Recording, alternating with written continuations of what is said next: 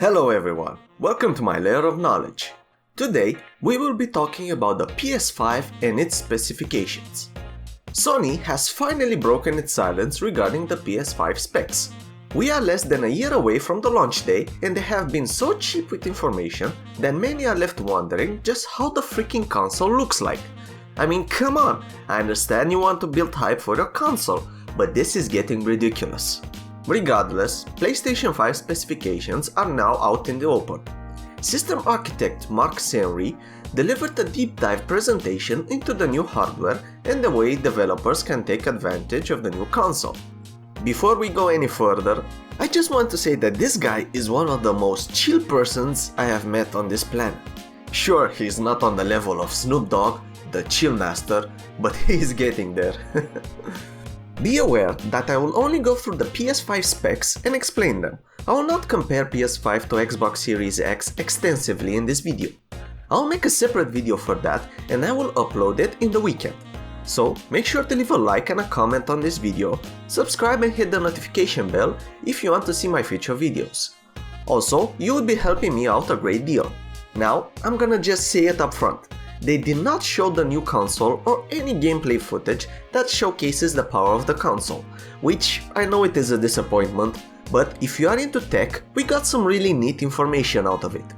I mean, the presentation was as entertaining as watching moss grow on a tree, but we at least have an idea how it compares to the Xbox Series X. I mean, listen to this guy. So, starting with PlayStation 4, we've taken a different approach, roughly centered around three principles. The first of these is listening to the developers, which is to say that a lot of what we put into a console derives directly from the needs and aspirations of the game creators. This guy is literally like my math teacher in high school. He kept on talking in class despite everyone being fast asleep. I mean, honestly, this guy could present any type of news and it wouldn't sound so horrible or exciting. Can you imagine this guy presenting a car chase in progress? It would be the most boring car chase in history thanks to him. Even so, the presentation offered some insight into how the console actually works. It did focus more on the SSD storage capabilities and their new Tempest audio engine, which seems very interesting. But we will start with the specs of the console since these are the main things that are of importance for the usual customer. This image here shows a clear picture of how it compares to the PS4 in terms of GPU, CPU and storage. PlayStation 5 aims to have 4K resolutions at 120Hz, 3D audio and even 8K resolutions. The 8K resolution means that it is double the resolution of 4K. And I have to tell you that most people can't really tell the difference between 4K and 8K video. Also, there are not that many TVs that support this format, and those that do are expensive. The cheapest one I could find was around $2,500 or €2,300. For now, you're better off buying a 4K TV, or, incidentally, you can just buy 36 packs of 60 rolls of Angel Soft Ultra Professional Toilet Paper from Amazon for your sensitive buttocks. That means 2,160 rolls of paper. According to MIT, a roll of toilet paper in an average household lasts approximately 5 days. Basically, you have toilet paper for 29 years or more, and that is a fact. By the way, please don't do that. Don't be that person. Nobody likes that person. Toilet paper isn't going anywhere, so just relax. Okay, back to the specs. PlayStation 5 uses AMD's excellent Zen 2 CPU technology with 8 physical cores and 16 threads, with the PS5 delivering frequencies up to 3.5 GHz. Sony did state in his oh-so-stirring speech that the frequency will vary in certain cases, so it will run slower in certain conditions. The console also uses a customized version of AMD's RDNA 2 GPU, which features 36 compute units running at frequencies that are capped at 2.23 GHz, effectively delivering 10.28 teraflops of computing performance. What is a teraflop? Well, the short version is that these flops allow the console to have more polygons on screen, thus enabling the games to render even more expansive and realistic environments, better models, etc. Meaning that we might finally get a fully open world for the inevitable sequel to Untitled Goose Game. Can you imagine playing as a goose in a map as big as GTA 5 just making everyone's day horrible? I mean, this goose just represents all my dark emotions. By the way, my favorite picture is this. Now, that's how the movie should have really ended. Still, if you want to get a better understanding of flops, watch my video where I compare Xbox Series X versus Xbox One X. There, I explain it in more detail. But not now, go there after this video. Okay, back to the PS5. While 2.23 GHz is the limit and also the typical speed, it can drop lower based on the workloads being demanded of it. It's important to remember that performance from an RDNA compute unit and the Zen 2 CPU far outstrips a PS4 or PS4 Pro equivalent. There's also 16GB GDDR6 of memory on board, coupled with 825GB of solid-state storage. That 825GB storage is interesting and slightly weird. I mean, why 825? Why not 800 or 900? I suppose they had to cut corners somewhere so they can make the console affordable, so the storage space was one of them, I suppose. No matter the reason behind that, the console allows for NVMe SSDs to be added to the console for extra space alongside the 825. But there's a catch there. I'll explain later in the video what that catch is. Also, it has a 4K Ultra HD Blu-ray drive. So these are the specs for the PS5. Now, let me explain that variable frequency for the CPU and GPU as best I can. Hopefully I'll be more entertaining than Cerny or my math teacher. This feature is called Boost, but it should not be compared with similarly named technologies found in PCs, CPUs and GPUs. So what is a boost? Normally on a PC, if the load is minimal, meaning barely anything happens, the CPU and GPU will consume as little power as they can. But if you run something extensive, like for example a game on max settings like Control or Exodus, then the GPU and CPU can get a boost and go above the normal speeds in order to run those games smoothly. Any GPU and CPU that gets a boost will go above the nominal thermal design power.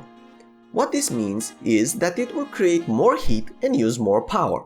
When the CPU and GPU gets too hot or is using too much power, the boost will turn off and both the CPU and GPU will go back to their normal speed. So how does this work for PS5 then?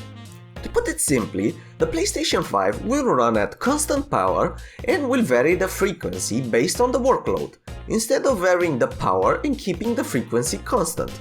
In theory, this way they will no longer have to worry of overheating the console since it will have a constant consumption of power. An internal monitor analyzes workloads on both CPU and GPU and adjusts the frequencies.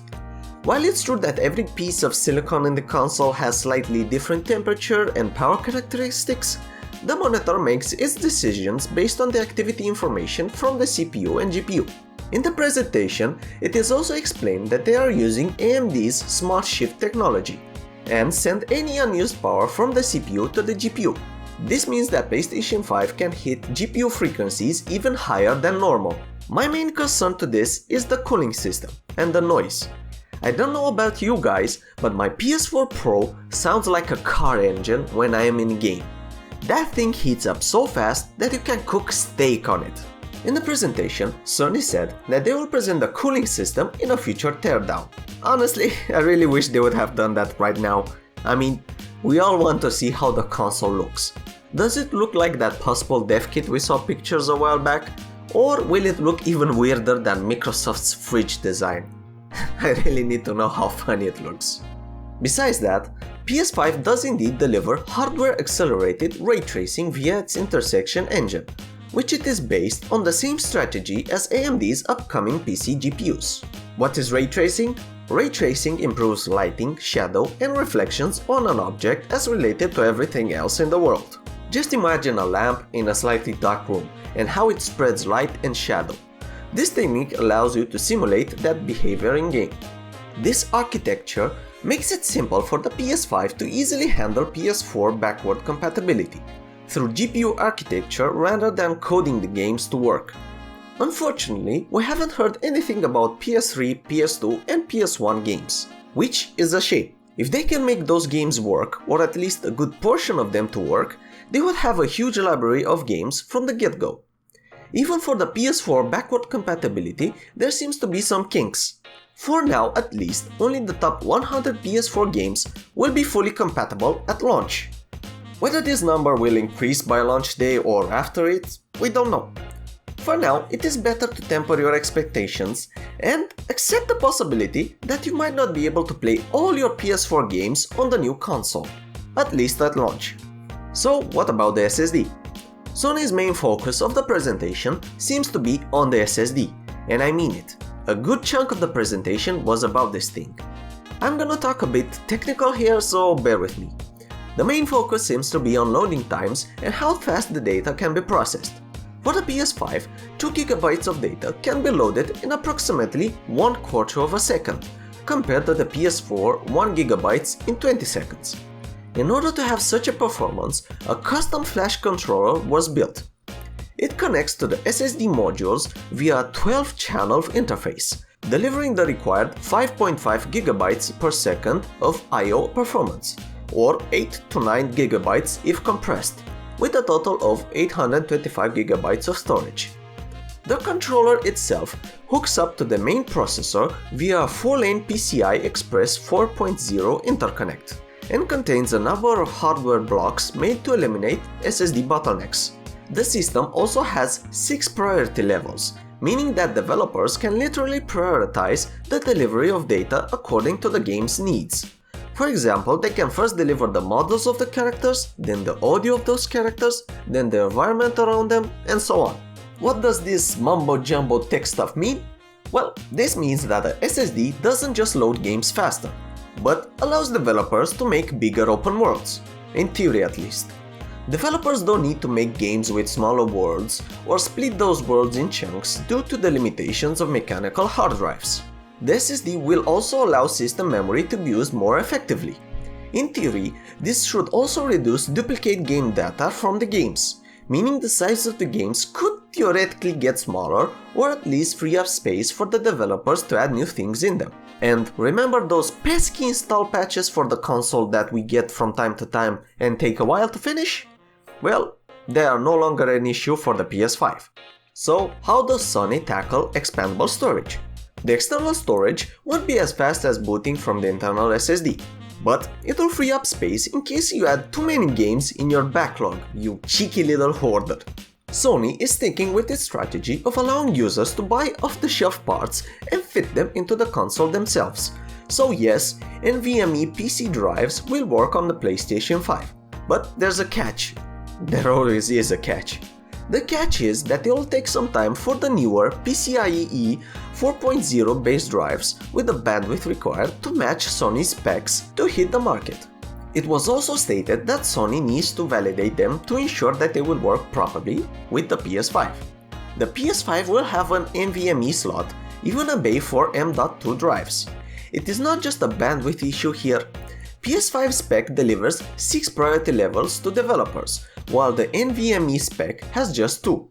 They will try to have a list of all the validated drives by launch day or shortly after the launch. For now, the main idea is that the expandable storage is possible and you won't need proprietary drives from Sony to get the extra space you want, unlike Microsoft. But you should wait on Sony to give the full list of validated drives.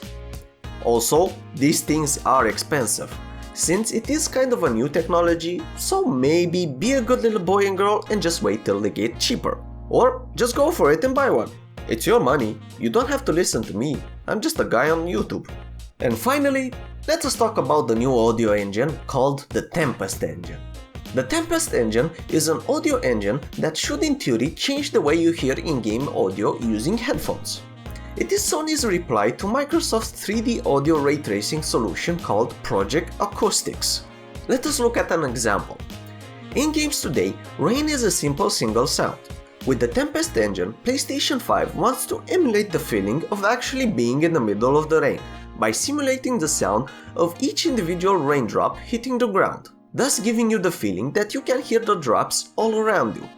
Pretty cool, right? Well, the weird part is coming right up. In order to precisely simulate this, Sony needs to generate a table called the Head Related Transfer Function, or HRTF for short. This table is like a sound map based on the shape of your ears and head. Based on our ears, shape and head, we can perceive sound a bit differently from each other, and that map is used by the engine to generate the sounds accordingly so you can perceive those raindrops all around you. This feels like some really science fiction stuff right now, but it does look like an interesting idea, if a bit weird by basically having scans of ears. I mean, I hope no one asks to scan my ears and head. Can you imagine just having to scan your head just so you can play a game? Still, if this works as intended, I think this technology will do wonders for the PSVR headset. You could in theory make some really atmospheric games for VR. I believe sound in a VR game is even more important than in regular games. However, this type of audio system doesn't feel that it will be fully achievable from the get-go. Processing audio via this HRTF system presents challenges in my opinion. Sony said that this is an ongoing project and it will take time. I'm also wondering how will this work with TV speakers and soundbars. Honestly, this sounds interesting, but without actually hearing it in a game or a tech demo, I am unsure if it will work as intended. We will just have to wait and see. Well, that is all I could analyze for now. Obviously, there is still much that Sony isn't telling us, or to be precise, not showing us. We haven't seen an example of the SSD's capabilities, and convincing people of the Tempest engine without going hands-on, or rather ears-on, is going to be hard for them. Honestly, this presentation wasn't that good.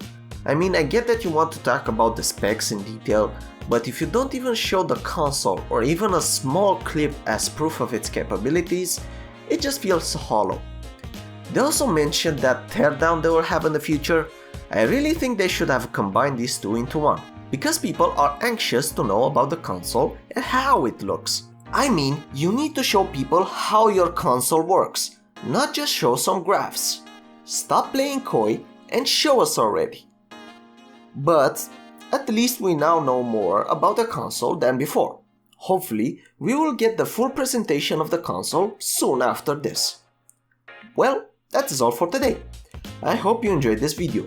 If you did enjoy it, hit the like button, maybe subscribe to the channel and share the video. If you didn't enjoy it, hit the dislike. I hope you all have a fantastic day and wish you all the best. Goodbye everyone.